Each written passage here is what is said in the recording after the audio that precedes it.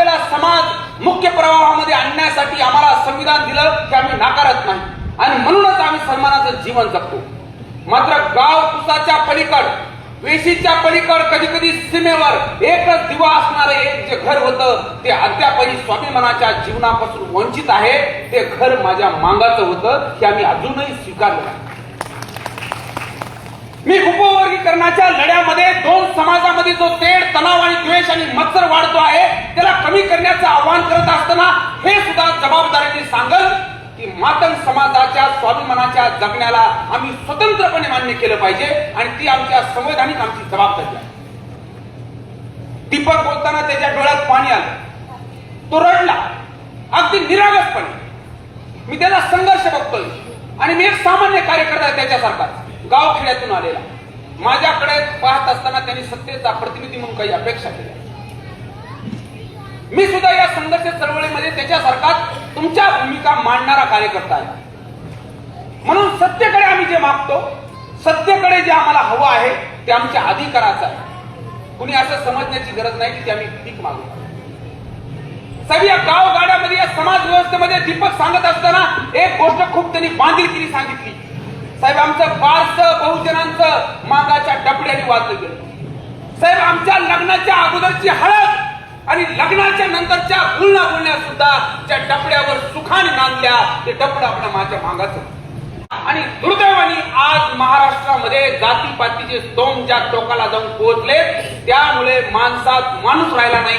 हे दीपकच्या प्रस्ताविकातलं वाक्य आम्हाला वेदना देणारे मुंडे सर. मी मिलिंद सरांना पाहतो, जेन्यू सारख्या विश्वविख्यात विद्यापीठामध्ये शिकवणारा एक बीडकर, एक बीडचा भूमिपुत्र कधीही जातीमध्ये अडकला नाही.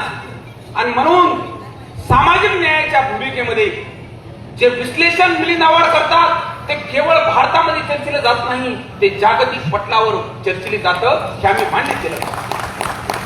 आणि म्हणून माझ्या समाज व्यवस्थेमध्ये कुठल्याही समाज घटकाला उच्च नीच किंवा उतरंडीच्या स्तरावर मोजलं जाणार नाही याची काळजी आम्ही सर्वांनी घेतली पाहिजे. आणि म्हणून धनंजय मुंडे साहेबांकडे ज्या अपेक्षा व्यक्त केल्या, धनंजय मुंडे साहेबांचं दीपकवर प्रचंड प्रेम आहे. आज येत असताना मी स्वतः त्यांच्याशी बोललो. दीपक म्हणला, साहेब, मी 1 रुपया पण आपण घेतला नाही. मी तुमचा एक कार्यकर्ता म्हणून स्वतःचा गाडी विकून हे कार्यक्रम घेतोय. तुम्ही 2 मिनिटं तरी यावं लागेल. साहेब, धनंजय मुंडे या नेतृत्वाचा प्रचंड आजार, एक साईडचा डोळा प्रचंड हलतो आहे. या परिस्थितीमध्ये येताच येऊ शकणार नाही म्हणून त्यांनी एक ऑडिओ पाठवला. मात्र त्यासोबत एक बांधिलकी पाठवली आहे. ती बांधिलकी आम्ही समजून घेतली पाहिजे. रशियाच्या मातीमध्ये ज्या अण्णाभाऊ साठेंचा सन्मान केला जातो हे आम्ही अभिमानाने सांगतो. मात्र त्याच वेळेस दुर्दैवाने आम्ही हे सुद्धा मान्य केलं पाहिजे की अण्णाभाऊ साठेंना भारतरत्न द्या अशा प्रकारची मागणी आम्हाला वर्षानुवर्ष आणि पंचवार्षिक निवडणुकांमध्ये करावी लागते. आणि म्हणून ज्या फडणवीसांनी, या सत्तेच्या प्रमुखांनी रशियामध्ये जाऊन रशियाने केलेला सन्मान स्वीकारला त्याच बांधिलकीने आमची मागणी आहे. आणि या क्रांती परिषदेमधला तो ठराव क्रमांक 1 असावा की अण्णाभाऊ साठेंना भारतरत्न डॉक्टर अण्णाभाऊ साठे असं आम्हाला म्हणता आलं पाहिजे. आज मुंबईचे भूषण आम्ही सांगणारे महाराष्ट्रातले नागरिक जर आम्ही मुंबईबद्दल भूषण सांगत असू तर याचे उत्तर आम्ही अण्णाभाऊ साठेंना दिले पाहिजे. 105 हुतात्म्यांच्या नंतर जेव्हा मुंबई या महाराष्ट्राला गुजरात्यांपासून जर मिळाली असेल तर याचं स्पिरिट जे आहे ते अण्णाभाऊ साठेंच्या लोकशाहीमध्ये आम्हाला हे नाकारता येणार नाही. म्हणून बीड जिल्हा असो किंवा महाराष्ट्र, जातीपातीच्या पलीकडे जाऊन जोपर्यंत समाज व्यवस्था उभी राहत नाही तोपर्यंत महाराष्ट्र धर्म उभा राहत नाही.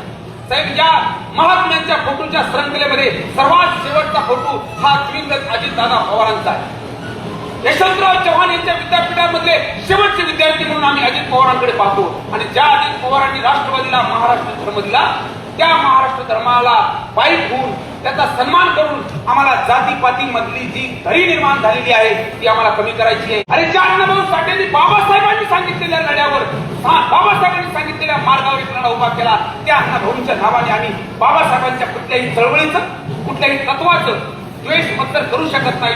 म्हणून उपवर्गीकरणामधला हक्क स्वीकारून, हक्क मान्य करून तो हक्क मिळवण्याच्या लढाईमध्ये सहभागी होऊन सुद्धा आम्ही महार आणि मातंग या दोन्ही समुदायामध्ये कुठलाही भेद करता कामा नये. भले कुठला राजकीय वैमनस्य किंवा राजकीय शक्ती, याच्यामध्ये मी परिघाच्या बाहेर जाऊन सांगतो, एखादी राजकीय शक्ती जर या उपवर्गीकरणामधून जर आमचं विघटीकरण करणार असेल, आंबेडकर वादाचं, तर ते आम्ही कदापि मान्य करणार नाही आणि ते होऊ सुद्धा देणार नाही. तिथं मोठ्या संख्येने माझ्या माता माऊली उपस्थित आहेत. तुमचं हे लेकरू तुमच्या सेवेसाठी काम करतंय, तुमच्या भविष्यातल्या उन्नतीसाठी काम करतंय आणि म्हणून ही क्रांती परिषद यासाठी आठवणी ठेवली जाईल की इथून केवळ आणि केवळ पुरस्कार दिले गेले नाहीत, तर इथून एक प्रेरणा दिली गेली, जी प्रेरणा अगदी मातंगाच्या शेवटच्या खुर्चीवर बसलेल्या माझ्या भावासाठी असणार आहे. म्हणून दीपक, तुझे खूप खूप आभार यासाठी व्यक्त करतो की तुम्ही एक असा लढा उभा केलेला आहे की ज्याच्यामध्ये स्वाभिमान, प्रेरणा आणि चारित्र्य आहे. खूप खूप धन्यवाद. जय भीम, जय लोक.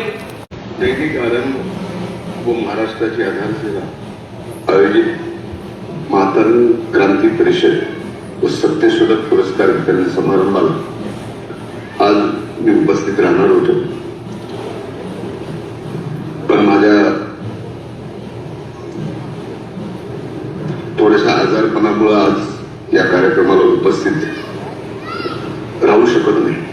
त्याबद्दल मी सर्वप्रथम दीपक थोरात व त्यांच्या सर्व सहकार्यांची क्षमा मागतो. या कार्यक्रमामध्ये ज्या सर्वांना पुरस्कार मिळणार त्या सर्व पुरस्कार प्राप्त मान्यवरांचे मी अभिनंदन करतो आणि दीपकचीही मी या ठिकाणी क्षमा मागतो आणि लवकरच बीडला आल्यावर 14 तारखेला दीपकच्या घरी येऊन मी स्वतः भेट देणार आहे. पुन्हा एकदा सर्व उपस्थितांचं क्षमा मागतो आणि आजच्या कार्यक्रमाला पुरस्कार प्राप्त होणाऱ्या सर्वांचे अभिनंदन करतो आणि दीपकची क्षमा मागतो. धन्यवाद.